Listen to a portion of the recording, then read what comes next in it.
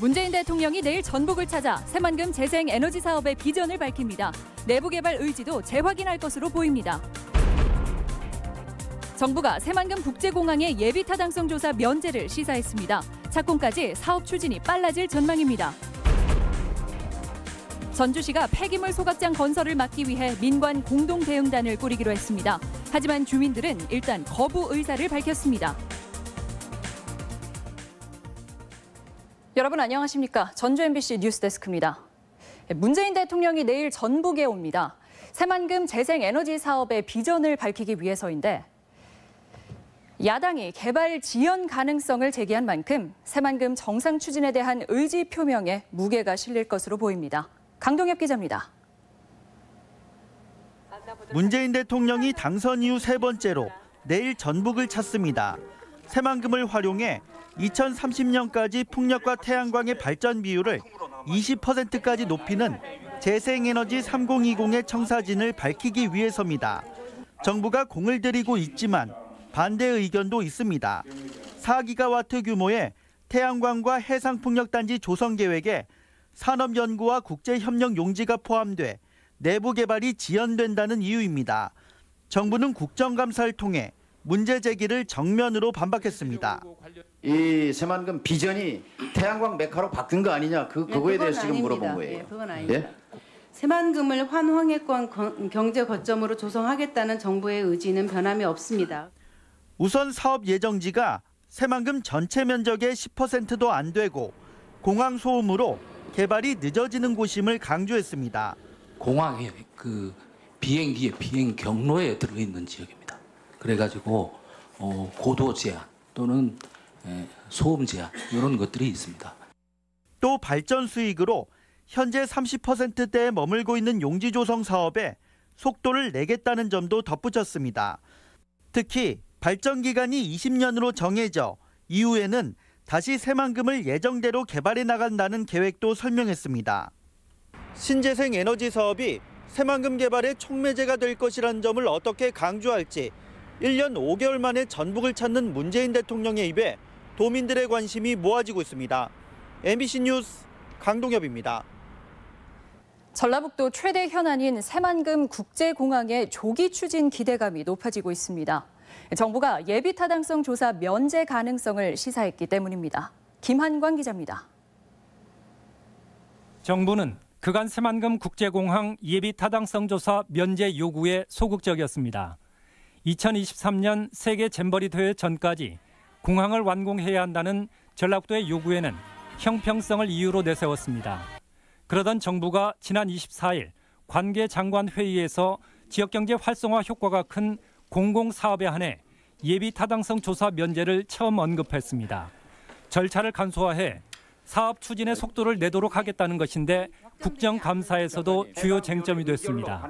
공공 프로젝트를 연내 선정해서 예타 면제를 신속히 진행하겠다. 새만금 국제공항이 딱 여기에 해당된다고 생각해요. 김현미 국토교통부 장관은 기획재정부의 소관 결정 사항이라면서도 가능성까지 부인하지는 않았습니다. 지금 기재부에서 각 지역별로 그런 의견을 취합하고 있는 것. 전라북도에서 적극적으로 의견을 반영할 수 있을 것이라고 생각합니다. 국가균형발전 5개년 계획의 반영을 위해 절차를 서둘러야 한다는 안호영 의원 질문에는 답변이 좀 더 명료했습니다. 사업 부지나 사업 규모가 어느 정도 이렇게 나와야 그 계획이 추진된 것으로 이렇게 알고 있거든요. 그걸 좀 빠르게 좀 진행시켜 주실 것을 부탁을 드리겠습니다. 새만금 사업에 지장이 되지 않도록 그렇게 하겠습니다. 새만금 국제공항 조기 완공을 위해 예비 타당성 조사를 면제할 수도 있다는 것으로 이제 관건은 기본계획 수립 용역비 25억 원 본 예산 반영 등 예산 확보 여부입니다. MBC 뉴스 김한광입니다. 최종구 금융위원장이 전북을 방문해 지역 금융 활성화를 위해 한국형 지역 재투자 제도를 도입하겠다고 밝혔습니다. 최 위원장은 오늘 전북은행에서 전국 6개 지방은행장과 간담회를 가진 자리에서 은행의 지역 재투자 현황을 공개하고 경영평가에 반영하겠다고 밝혔습니다. 또 지방은행 스스로 지역 중소기업과 상공인을 적극 발굴 육성하고 서민 금융 지원에 집중해야 한다고 강조했습니다.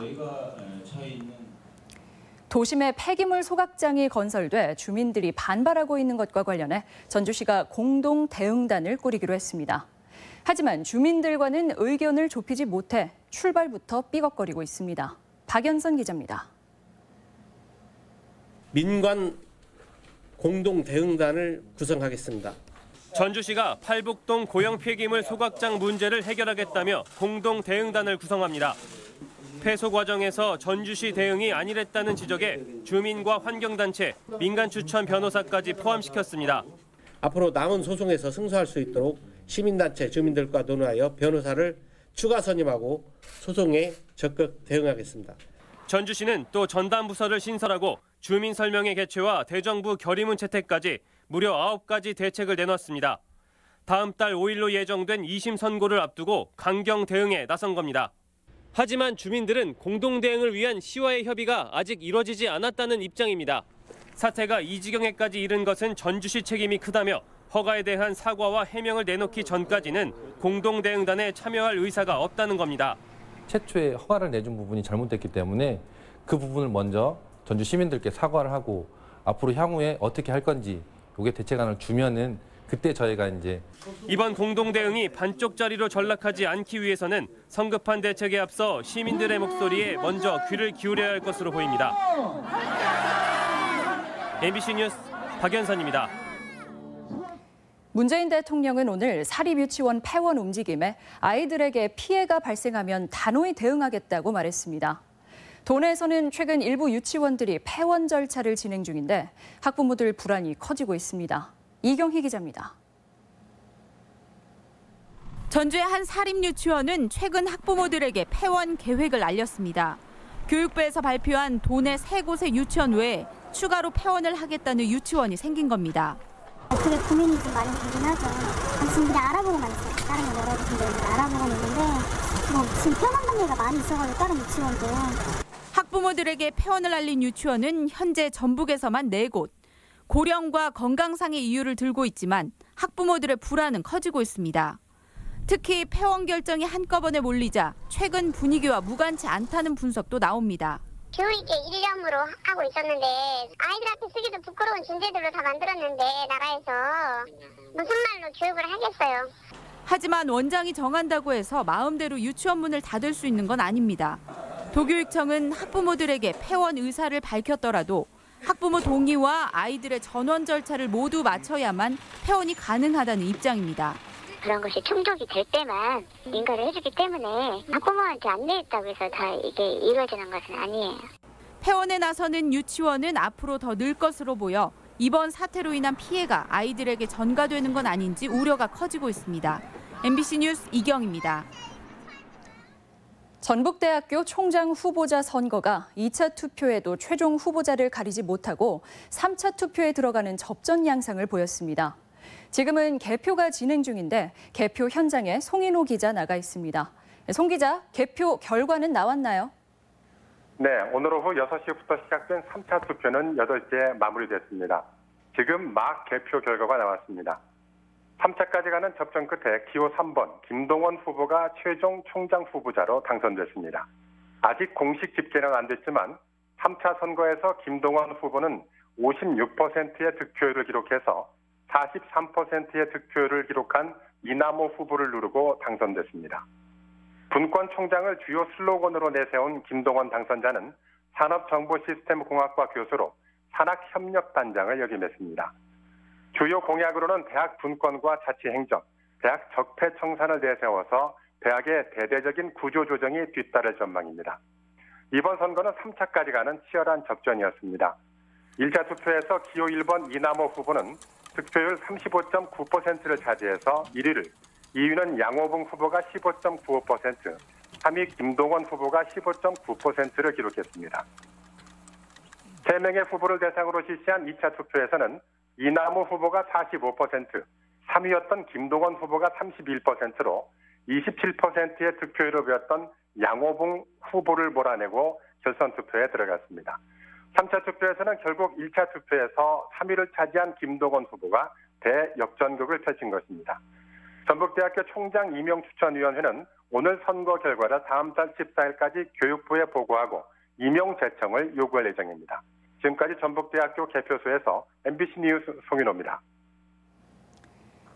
제99회 전국 장애인 체육대회가 닷새간의 열전을 마치고 오늘 폐막했습니다.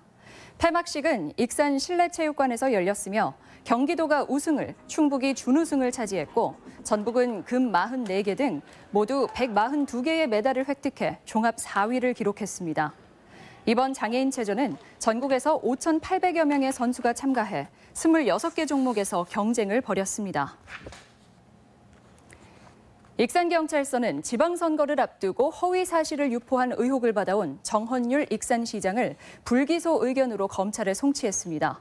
정 시장은 선거 공보물에 시청사 신축을 중앙인맥을 활용해 국비로 추진하겠다고 적어놨지만 경찰은 고의성이 없었다고 보고 무혐의로 판단했습니다.